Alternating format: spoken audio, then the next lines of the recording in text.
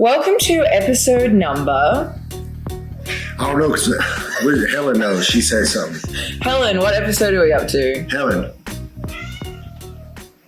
21, I think. I was going to say 21 or 22. Something like that. We had a short hiatus from That's Cooked. How long's it been since we did an episode? Maybe like a month. 3 weeks, a month, something like that? Oh, shit. Does the camera move when I move? No. We had a little tactical break from That's Cooked because I would say we were burnt out. We were busy. Tell them where we went. Where did we go? We didn't even do one after Mania week. It was impossible. So do we start Mania week? I think we can. Okay. What I remember from Mania week. Well, before that was the Squared Circle Expo, but I honestly don't remember that. I remember some of it. Well, is there anything that you want to touch on from that? So for me, I did Revolver before I went there, right? I have no idea. I think I did an Ohio show at Revolver, and then I slept for like 2 hours. Then I got picked up by Roland and a couple folks, and we drove like 3 hours, got to the venue.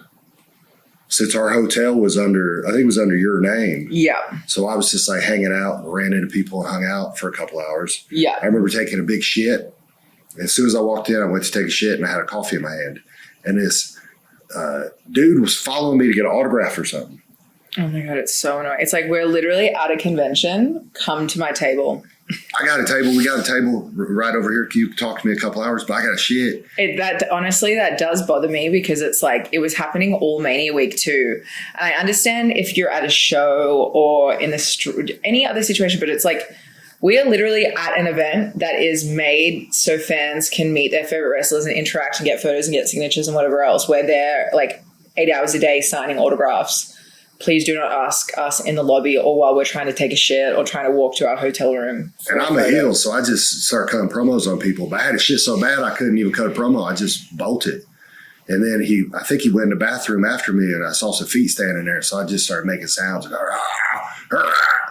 shit like that. That's how I handle stuff like that. It really is. Yes. It really is. So, yeah, that Squared Circle Expo was fun. And then we were home for like not long. Did we do something in between that or no? We did the expo. And then it was Mania week, right? We were home for, I think, 1 day. Whatever it was not long enough. It was like a day, but that don't really count as a day because you got home, you got to do laundry, clean your gear, repack merch, get a couple hours of sleep, spend time with the cats. Make love to your hot wife. Make sweet love. And then we hit the road and went to Australia. Yeah. Well, we'll unpack Mania week first. Was this WrestleMania 40 or 41? It was 40. It was 40, yeah. Right? That is crazy because WrestleMania 30 was the first WrestleMania I ever went to live, and that was 10 years ago. I've been in this game for a minute, babe. I really have. Obviously, I went to that one as a fan. I was 17 years old. I went with my grandpa. WrestleMania 30 was in New Orleans. I went with Nanu. Did you love it? Loved it. Had the best time ever. Was he yelling? I think he was just, honestly, I think by the end of it, he was tired. He was like sitting there, like falling asleep. And I was like, oh my God. But yeah, that was my first Mania. But yeah, so now WrestleMania 40. And you and I both strategically only took one match each. I think that's the way to do it. Should I tell them why I did that? Sure. I was going to tell them why. Okay. You want to go first? No, you go. Okay. So this is the way it works. I remember doing this when I started. And everyone did and kind of has to when you start, I feel like. Yeah, but I remember when I first started, I didn't have no bookings of Mania. And you'd just be going down there. I remember one year, I think the first year I went, I had 2 shows in Florida in a storage unit in front of the diehard of fans that were out there. Babe, we used to fly from the first time I came over as a wrestler, Indy and I flew ourselves over here just to Young Boy at Mania Week. We couldn't get a single booking. That's the way it works. That's the way it is. So that's why I get offended sometimes when new wrestlers get on there and start bitching about how they should be booked at this and that and this and that. Get in a fucking car, buy a plane ticket, drive your ass down there, get in one of the scramble matches, do your cool one fucking move you got that you're going to ride it for 10 years, and there you go. Or be like me, sell to the corner, don't take no bumps, be really good at promos, beat the hell out of everyone, piss everyone off, and then have one big match that pays you like you did 8. So is that why you did one match? Well, I did it for a couple of reasons. The main one is me and Effie. People keep saying it's a feud. It's because we hate each other. Maybe is that what a feud is? Yeah, a feud is two people that hate each other. But I feel like a feud, it implies that, like the wrestling fans, like it's a storyline. Look at his storyline. Right. It ain't a storyline. Me and him were best friends. He didn't want to listen to me. I sat in a hotel room after another Mania where I was supposed to be on spring break and then got told the guy I was supposed to wrestle didn't show up. But don't worry, Mance, you still got paid. That shit don't work for me. I want to be the motherfucking man. Now I'm getting all heated over it. Yeah, But the way it worked was you can either do 15 matches and cut your rate and try to stay busy all day and do fucking 7 matches a day, or you could be smart. Which, not to cut you off, that works for some people, and we've all done that before. What, it doesn't? It works for some people, but you could either be that person forever or you can make your name a little bit bigger. I know that, babe, but I'm just saying, like, I don't think everyone should just wrestle once Mania week, because I don't think that works for everyone, but I think that works for us. Oh, 100%, yeah. And also, don't give Steph no heat, because I'm on here talking shit. You don't like me, come say it to me. Now, back to what I was saying there. And just like Steph said, too, the same thing. You get to a point where you could keep doing a whole bunch of matches and be on a whole bunch of posters, or you could do one, promote that motherfucker like it is the match that is on Mania, because that's why we're all doing this, right? And you promote that fucking fight.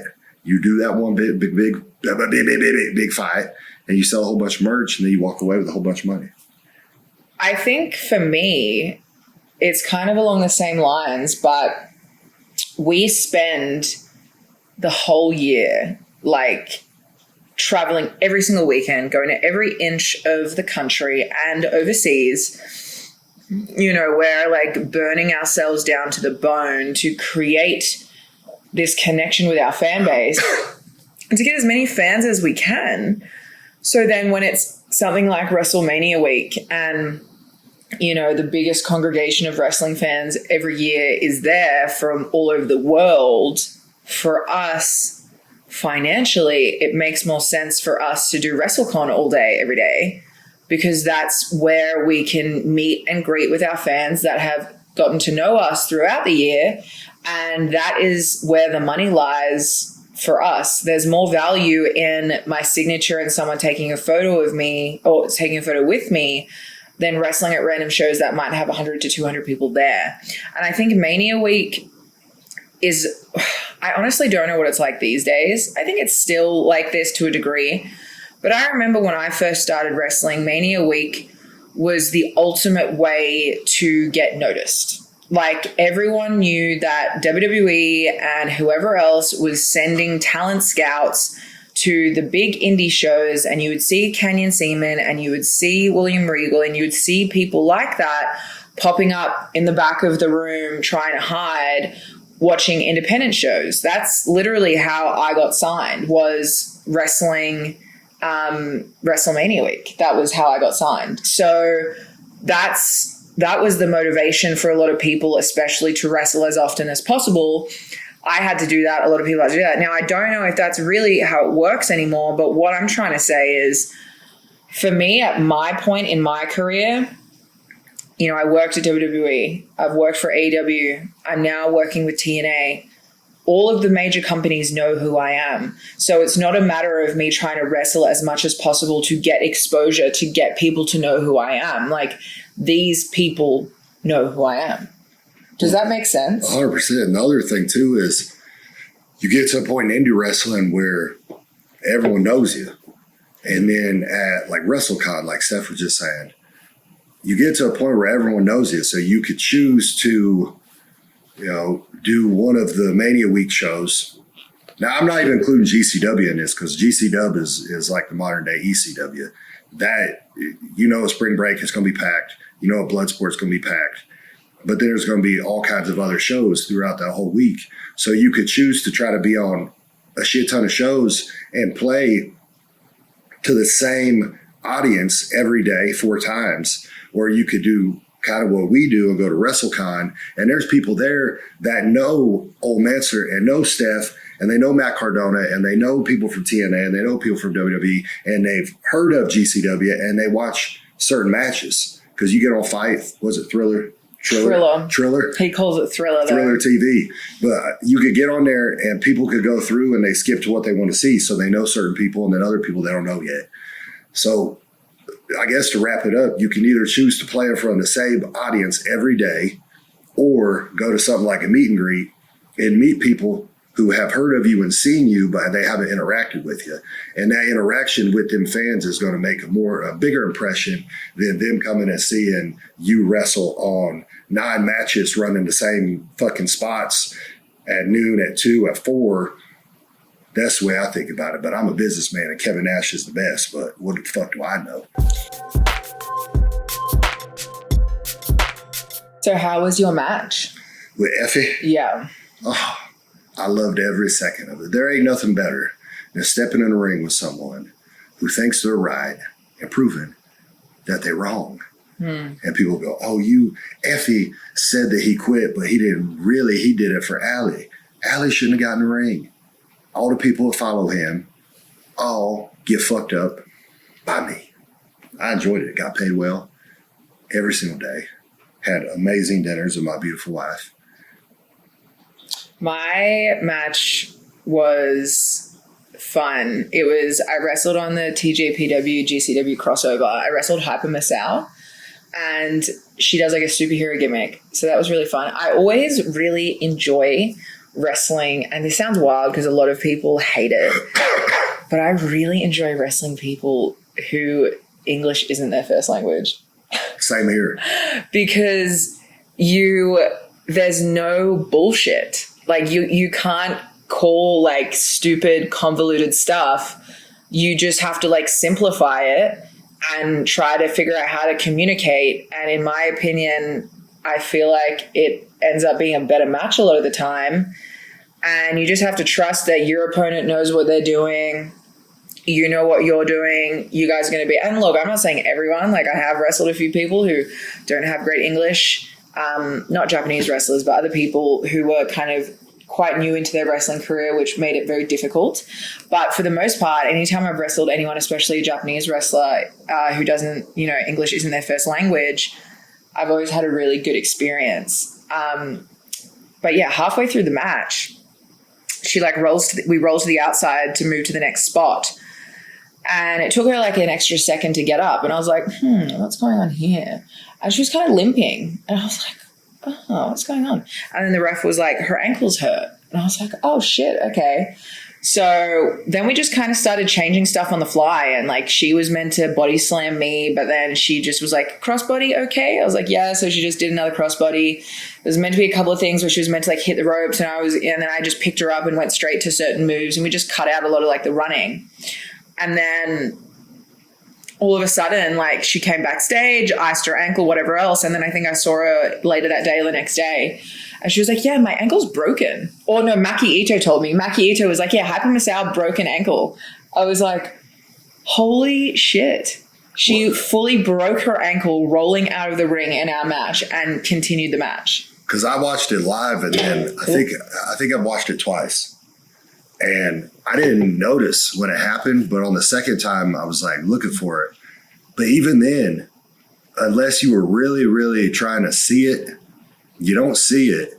And like Steph said, you had to cut stuff out. Yeah. You don't notice it. And I've seen a lot of matches where someone gets hurt and then it turns into a clusterfuck. So it was, and then she's taking skewers in the forehead. I'm sitting there going, what is going on? It was like 2:00 in the afternoon. And it's so funny because like I'm so anti-deathmatch shit and I hate it. And I always refuse to do it. And like I wouldn't have done that if it was like a GCW show in the middle of New York at 8 p.m. on a Friday night with like who knows. But I was like, you know what? Hyper Miss Al wants to do skewers. It's Mania week. It's the middle of the day.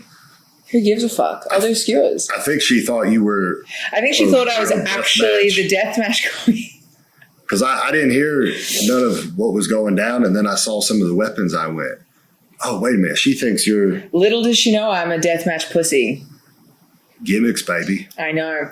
But I was up for it, and I said, yeah, let's do it. Let's both do it. And then did I come up and ask you? Yeah, I asked you how to do it, right? Yes. I was like, babe, how do I do skewers? So I was explaining that to him backstage. And it worked for both of us. They both worked. This is how you explain that. For it to look real and not like bullshit, like a whole lot of people use them now and they look horrible, you literally have to stick it into their head. And because I think I told you, just punch and punch and punch as hard as you can. Like there ain't no half stepping on skewers into someone's head. You see it all the time. People do it and then they all fall out. Steph wrestled in this match for, I think it was 2 minutes straight with the skewer hanging out of her head, looking like she was an alien trying to phone home. Well, I don't half do anything. And I remember I put the skewers to her forehead. This cute little Japanese girl. And I thought, you know what? If she wanted to do the skewers, I'm going to make them good, but I'm going to have to pound this motherfucker. And I just fucking wailed. And then I let go and I was like, please don't all fall out. And most of them stayed in. So I think we both pulled that spot off pretty well. And the skewers are no joke. What happens is when you do it correctly and they stay in, the cat's biting me over here. You do it correctly. Who is that? Denver. She's working stiff trying to bite me. When you do it correctly, a lot of the times the end of them break off in your head. And when I was bald, you would see them kind of stuck in it. They look like a zit. And you got to squeeze it and it pops out. No. Denver didn't like that either. Yeah, so that was the matches. That was Mania week. And then we were home for, again, a day or two.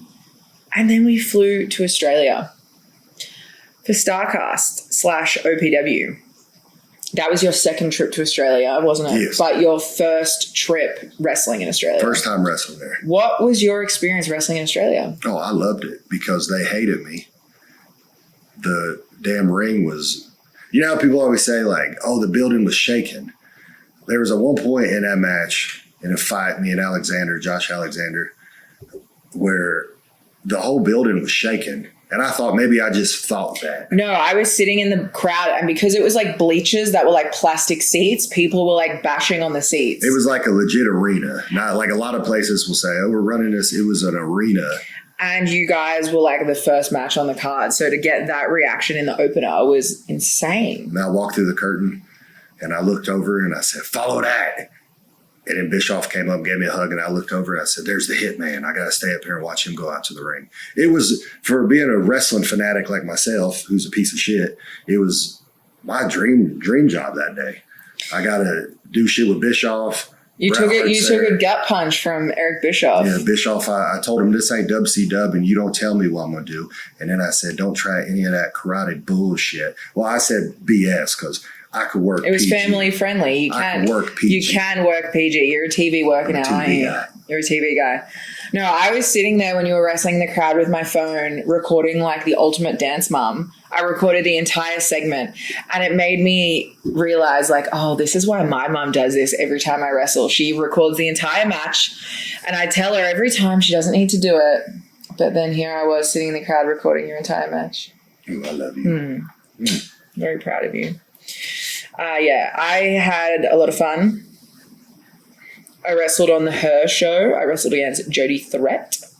It was meant to be a triple threat match with Lady Flammer. Flammer? I don't know. But she was not there. So it turned into a singles. It was fun. It was a great show. As you said, the venue was awesome. The ring was awesome. Like everything was just like a very pleasant. Our hotel room was like a fucking palace. It was like a big ass apartment. It was like, yeah, full kitchen, full fridge, microwave, oven, like the food in Australia. Can I throw this in here? Yes. Every time I've been there, everything you eat is amazing. I don't know what it is. I mean, to the point where there was, what's that little restaurant, or not restaurant, but it's like a Walmart around the corner. Woolies? Woolies. It's like an old school grocery store. I sound like I'm getting emotional. It's like an old school grocery store. That reminds me, we ain't got a lot of that no more. You got Walmart, Target, that's about it. But it looked like a little grocery store. You roll up in there, you get whatever. And Steph goes, well, let's get these pre-made like TV dinners. So I'm going, holy shit, they got beef stroganoff, chicken stroganoff. I'm a stroganoff. You're a big stroganoff boy, aren't Stroganoff. you? I love stroganoff too. Noodles, the sauce, and some meat. So we bought some of them. We bought like spaghetti. What else we get? Some chicken, taters, all kinds of stuff. Yeah. But I swear to God, I ain't never had a TV dinner in my life that was better than some of the restaurants that I've been to throughout my entire life. I just had to put that over. My Muscle Chef, no joke. It's not really a TV dinner. It's kind of like a prepped meal, but it kind of is like a TV dinner. I'm just explaining it for the rednecks out like there. a microwavable meal. It's a TV dinner, guys. It's just like a Stouffer's fucking lasagna. You got the plastic on top. You microwave that son of a bitch. It tastes like shit. Not over in Australia. Every single thing. Energy drinks. Gatorade tastes different. Coffee. The fruit. The coffee. Oh, man. I could go on and on. I'll let you keep going. I'm sorry. For me, it's the eggs too. I remember I cracked my first egg and it was that rich orange and I was like, Australian eggs. What else do we have? There was like... We ate well. You love the meat pies. Oh. Here in the U.S., you go to a gas station, they got a hot dog, they got a little pizza pocket thing. A little chicken taquito. Is it a taquito? Yeah, taquitos, beef taquitos, chicken taquitos, nachos. They got that type of shit. In Australia, any gas station you go to, they got meat pies, freshly baked up in this sumbitch. They got donuts. I stuck away from them. Oh my God, those donuts. No, we had a good donut though. There was, but the meat pies is where it's at. You get a meat pie. Minced meat. It's just ground beef, y'all. That's all it is. With some sort of gravy. And they try to give you barbecue sauce and ketchup. I don't need all that. No, I like it with sauce. The flavor is in the minced meat. You get potatoes in it, you get little carrots in it, whatever. But I just got meat, gravy, pastry. It's basically a chicken pot pie, right? Kind of. Delicious. Yeah, meat pies are incredible. And then I got, what was the other thing? Sausage roll. A sausage roll. It's a hot dog. It's not a hot dog. It's delicious. It's better than a hot dog. Helen was doing a big stretch. The food there is incredible. The coffee is out of this world. Everything, the hot cross buns. You had hot cross buns for the first time? That's what I was thinking of, the breakfast thing. Really good. The shitters are better. Yeah. You know what's not better? The fact that they don't have toilets at any of the servos. Yeah, I don't understand that. We stopped at multiple gas stations and tried to pee. And you couldn't. There was no toilet. That was annoying.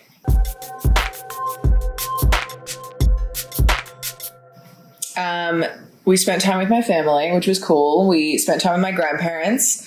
Mance got to bond with my grandparents, which was very wholesome. I got into watching game shows at 7 p.m. No, it was like earlier, like 6 p.m. No, the news came on at 6. That's what Grandmama was saying. Oh, that's when the stabbing happened. Yeah, the stabbing went down. Yikers, that big Bondi stabbing. And then we went and stayed with my brother and Solveig and Pepper, and that was also fun.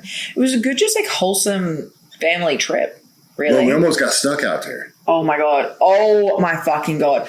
I literally removed that from my brain. Can you start this? Because it's going to piss me off. Okay, so this is the way it went down. As soon as we got into Australia, Steph had to get your passport like stamped or something. So I had to mail off my passport to get a stamp for my visa put in it so I could then leave Australia and re-enter the US. They told me it would only take a couple of days. So I 3 was to 4 days, what they said. I was like, I should have enough time. So I mail off my passport and all this extra information the day that I land. Fast forward like a week and a half, and it's the day before we leave, and we're like, all right, we need to track down this fucking passport. And on top of this, when you send it in, you go to the post office, you sign everything, you get everything done, you got to get people to approve this and that. They tell you how long it's going to be, 2 to 4 days or whatever it was. Then there's an option on there that it says, do you want to mail back? Well, hell no, you don't want to mail back because the mail takes fucking forever. So you put the option that you want to go pick it up at the consulate place. So boom, we're there the day before we leave, and they told us like the day before that it will be there, right? And we just got to show up. Yeah, they told us that it was ready to go. pretty much. So we get there.